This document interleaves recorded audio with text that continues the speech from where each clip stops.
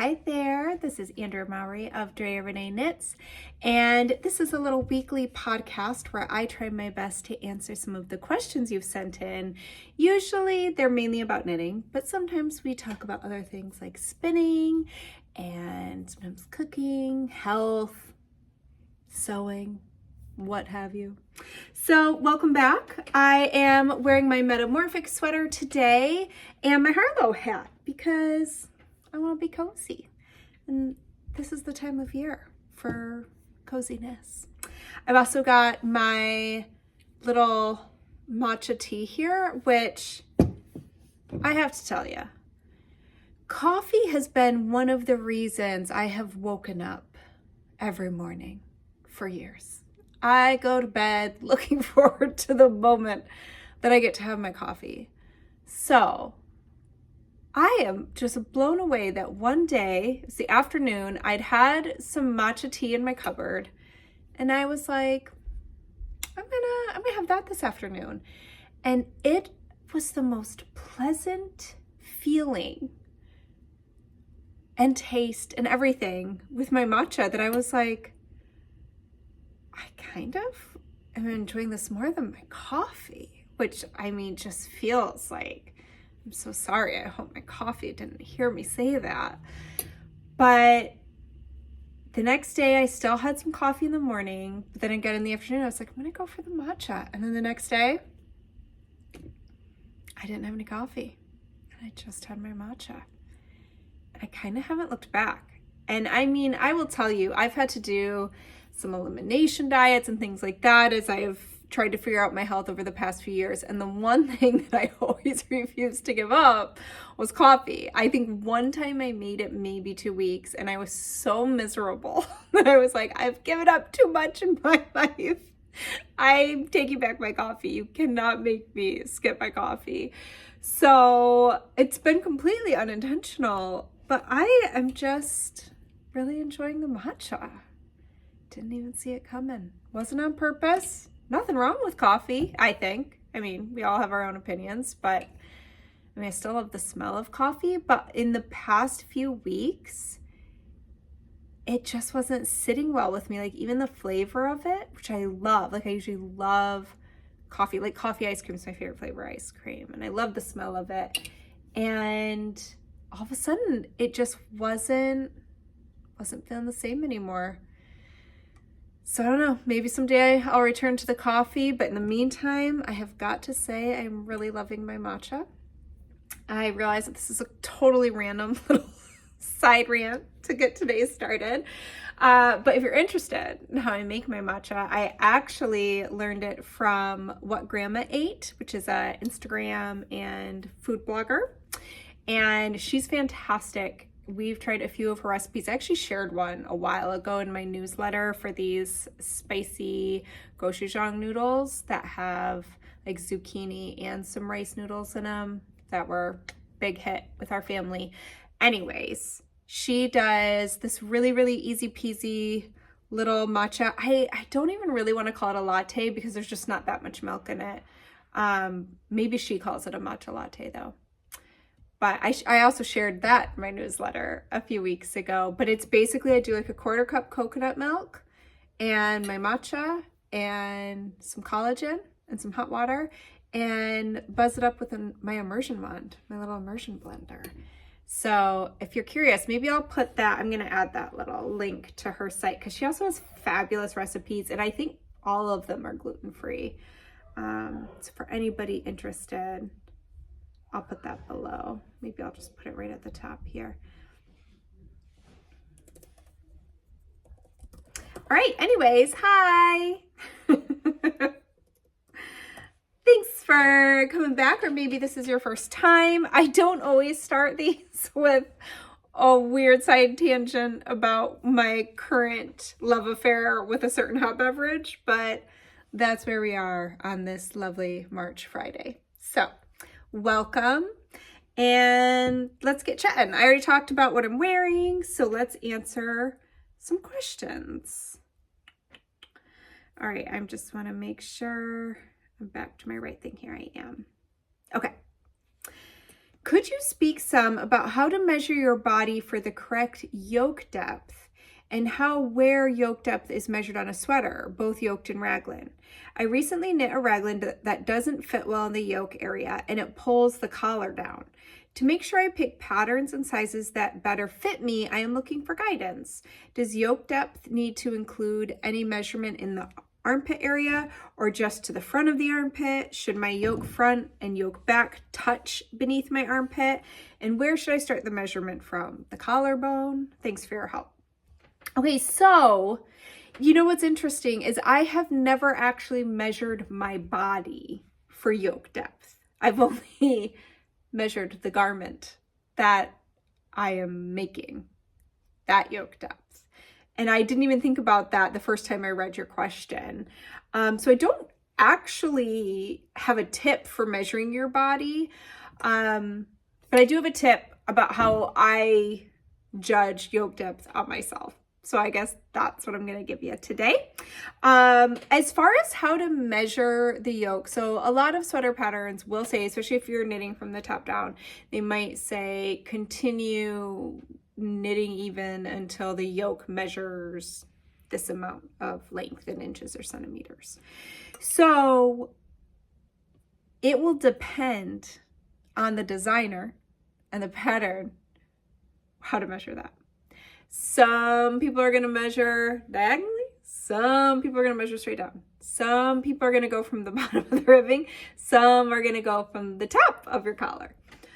For my patterns, I do try to very specifically tell you how to measure. So my pattern will say something like, continue until your yoke depth is, let's say, 9 inches, measuring from the center front of your yoke from the cast on edge straight down.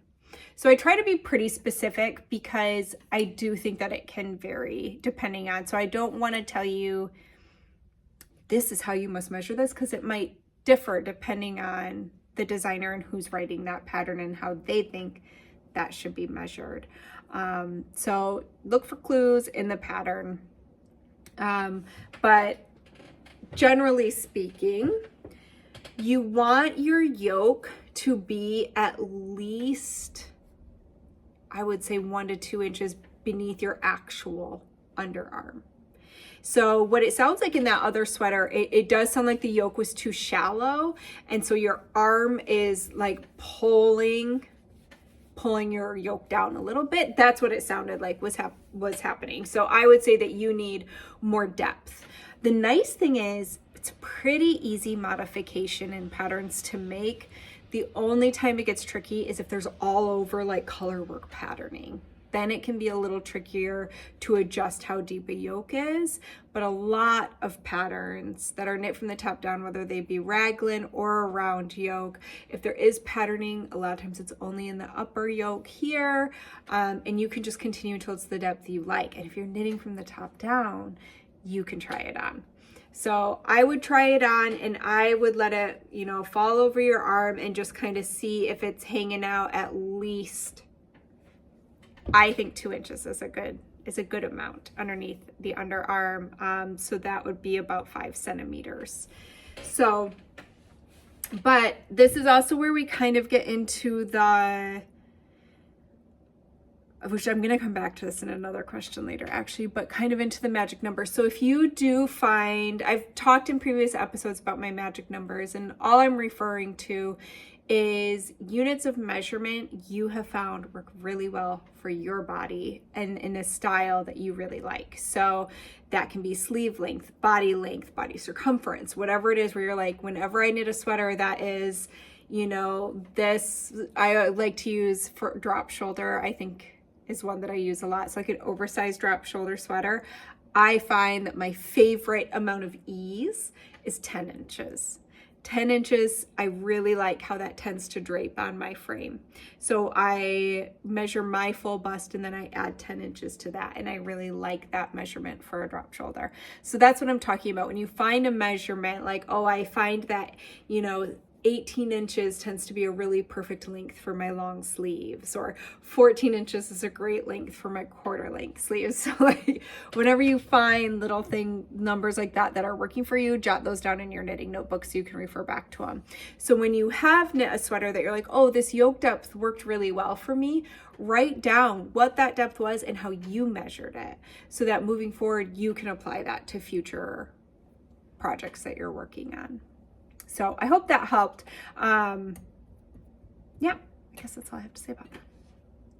And it definitely varies. You know, if you're doing a more oversized sweater, especially something that you might be layering, let's say over a collared shirt or something like that, you're gonna want more space underneath your underarm to fit that other shirt underneath. But if you're doing something that's maybe really slim fitting, then you wouldn't want a super deep yoke on a sweater that's maybe like a little more form fitting. So there are things like that to think about too. All right, I've been wanting, next question, that's what we're doing now. I've been wanting to knit your alpenglow for a while and finally cast on today. However, I'm not a big fan of mosaic knitting. So alpenglow has a color work yoke, but then the little cute, I would call it a lace pattern, but the little square pattern on the body and on the rest of the sleeves is actually mosaic knitting, which is where you slip the stitches and you're only using one color per round instead of holding both colors and working both of them across the round. Is it okay to knit the mosaic sections of the sweater in stranded color work, same as the yoke, or would that somehow change the overall appearance for the worse? Thank you so much. So it would not change the appearance for the worse. The only red flag I have is make sure you peek at your gauge. I would do a gauge swatch, or I would check it after you've knit for a bit, because mosaic and stranded colorwork do not have the same gauge. They might share the same stitch gauge, but your row gauge changes. So mosaic knitting is going to have a shorter row gauge than stranded because you're slipping stitches, and so you're only ever working that other color on those particular rows. So I'm like running out of how I want to say this. But so you're stretching what would be one row, you're stretching that to cover two rows. So you're not working as many rows in mosaic knitting to create the same motif as you would in stranded knitting. So that's the only thing I would pay attention to. But to be honest, it's a top-down sweater. You could easily just adjust how long you work the patterning for before you start the hem or the sleeves. So I don't even think it would be a challenging modification. I think it would be pretty good, and I think it would look beautiful. So definitely try it. Let me know how it goes. All right, I'm going to take a quick sip of my delicious tea.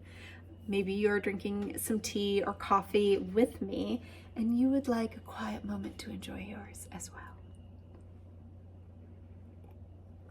This is where if I was really clever and liked to add in all kinds of fun editing, I would have had something right there. A little music, a little dreamy ambiance. But we'll just get back to the knitting questions over here. So, question number 4. Are we already on question 4? Nope, we're on question 3. Okay, so question number 3. Okay, you have mentioned that you have a short torso. I also have a very short torso and actually a short everything at 5 feet tall. I was curious, when you list the suggested body lengths in your patterns, do you base that on how the original design fit on your size and then you grade up or down for other sizes? Or do you use some kind of industry standard? So this is actually, it's a great question. It's so interesting to answer. So really it's basically a combination of both of those things, but both of those things apply more, I would say, to circumferences and like yoke depths than body length. So to me, body length is definitely falls into the category of design. And there are sweaters that I am designing to fit in a certain style, whether that be cropped or a standard length or long. And so it just, that, does that make sense what I'm trying to say? So I'm trying to say, like, that's more of the artistic part of the pattern, is kind of where I want that to fit, or how long I want it to be. The nice thing is, so I have too many thoughts trying to compete for my attention. So I'm organizing them right now. I'm not just dancing, I promise. I do start with my size and I grade from there. I use industry standard measurements as a guide as I grade up and down from my size. And then I tweak it with what I'm hoping to achieve with the design to get the finished effect. But body length, I do think it's definitely personal. It's something that people are very opinionated on. Like, I will never wear a cropped sweater, or I only wear cropped sweaters, or they have to hit like this place on my hip. And I think that we all have those, again, kind of going back to those magic numbers, those sweet spots where we like our sweaters to land.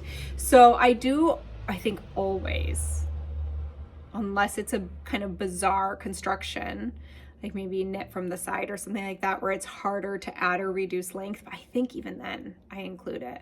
I try to always include in the notes section of my patterns how to manage adding length or reducing length. But most people, because I do have a short torso, they're going to want to add length to my patterns. Not so many are going to want to reduce it, but I'm sure some do. And so, where was I going from there? So yeah, I just completely lost my train of thought there. Do your job, T. Keep me focused. Yeah, I really completely lost everything I wanted to say about body length. But at the end of the day, what I would do, just like we were talking about earlier, is when you do find those body lengths that work out really well for you, such as, I think a cropped fit on me that I really like tends to be around like the 8 to 9 inches is a pretty good cropped length for me. A long sweater for me is actually anywhere from like 10 to 12 inches in length in the torso. If I want to go longer than that, like I just have like these certain lengths. I'm like, okay, I like where this hits on my waist. I like where this hits above my hip. I like where this hits on my hip. And so if you have found lengths for you that you like, those are ones that I would jot down in your knitting journal. And the nice thing about my patterns is I don't do waist shaping, so you can add or reduce that length without it affecting any shaping would happen in the body. You can always add waist shaping into a pattern if you do like having that waist shaping. I've just found that it's not my preference. I generally don't like how a sweater fits when it has waist shaping on my body. So adding or reducing length won't affect any of my patterns in the body. And I always try to leave a note on how to do that.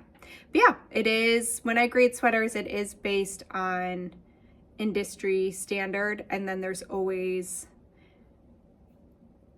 the like artistic bit that comes in when you're doing all that math and working with very certain like stitch repeats and all that stuff. But that's like a whole new conversation that you weren't even asking about.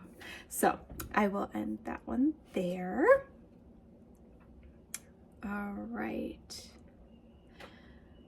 Oh, and just to like touch on this again, I know I've said it a bunch. You've probably read it a bunch. It's a great tip, which is why I'm going to repeat it. But if you do have a sweater in your closet that you really like, or a top you really like, and you love where that hits you on your torso, measure that as a good starting point, especially if you're just starting to get into knitting sweaters and you haven't figured out your magic numbers yet. That's a really nice place to start. So I just like to reiterate that as a jumping off point. Okay. Question number 4, for real this time. I have a spinning question for you. I know we need to let our singles rest before we ply them. Should we also let our plied yarns rest too, like before washing? I recently made my first 3-ply yarn, yay, but over twisted the heck out of it. Boo. I let the singles rest as soon as I finished plying. But as soon as I finished plying, I put the yarn into a warm bath to soak. Would it have been better to let it rest before soaking? I know the warm water helps relax the yarn into the twist, so it was actually better to bathe. So was it actually better to bathe it immediately? I've read tons of spinning books, and so far none of them have mentioned letting your plied yarn rest. What's the best thing to do? So I don't know. And so I even looked it up and also couldn't find anything. I didn't see anybody talking about resting their plied yarn. I also couldn't really think of a good reason for it because it's already been plied. So it's not going to affect the balance of the yarn or anything like that. Like the twist is in there, it's going to do what it's going to do. And I know for me, once I plied my yarn, I'm so excited to see how that yarn turned out that it is like straight into the bath. So I have not, I think maybe I've had yarn sit on the bobbin after plying just because of life and I couldn't get it into a bath right away. But yeah, I can't see why you would need to. And I couldn't find anything either. So I don't think you need to. I think you can wash it right away. But any other spinners out there know why maybe we should be doing that? I'd love to hear from you. Please feel free to throw that in the comments below if you know something we don't. All right, last question of the day. We're doing pretty good on time. When your rose cardigan pattern came out in 2018, I proclaimed to my knitting friends that it may just be the most beautiful sweater I've ever seen. Thank you. It is one of the ones I am the most proud of. I immediately purchased the pattern, but for one reason or another, never took it any further. I've watched these episodes from the beginning, and I can't recall you ever wearing the rose cardigan. I have, actually. Is there any reason? Get back to that. Is it more difficult to style? No. I am back to wanting the sweater in my wardrobe, and since February is my birthday month, thinking I'd splurge on a kit from La Bien-Aimée. I'm looking at the pages of the pattern. I feel a bit overwhelmed. Any tips for getting started? So I actually wore it just a couple months ago on episode 84. I went and looked because I was like, no, I know I wore it recently. But if you don't see me wear it a lot, honestly, it's because I now knit probably, I don't know, 10 to 14 sweaters a year. So it's just that I knit sweaters a lot. I'm designing sweaters a lot. And so sometimes things get to the bottom of the pile of my sweater cabinet. But I think episode 84 is maybe from October. And I remember going through my sweaters, organizing them, and I was like, oh my gosh, my rose cardigan, I have not worn this in forever. And then I wore it. I was like, why do I not wear this more? So it's one I wore a ton in the couple of years after its release, but you make new sweaters and then you start wearing those. But I do love that one. I don't think it's hard to style. The only thing I think anybody ever finds tricky is figuring out how they want to wear the sleeves. I like to just fold them back halfway. And then I like how that tightness kind of keeps the dolman style of that sleeve in place. And then for the cardigan, it doesn't have any closures or anything like that, but I do like to take my cable needle, which I think maybe even I show in that episode. I take a cable needle and I actually like thread it into the two sides of the cardigan to hold it closed. But no, I love that sweater and I'm very proud of that one. That was another one of those sweaters that I didn't know if it was going to work until the very end because the construction's very different. It's all worked out, like starting at the sleeve ends, except for the cuffs, and then working into the body in 4 different quadrants.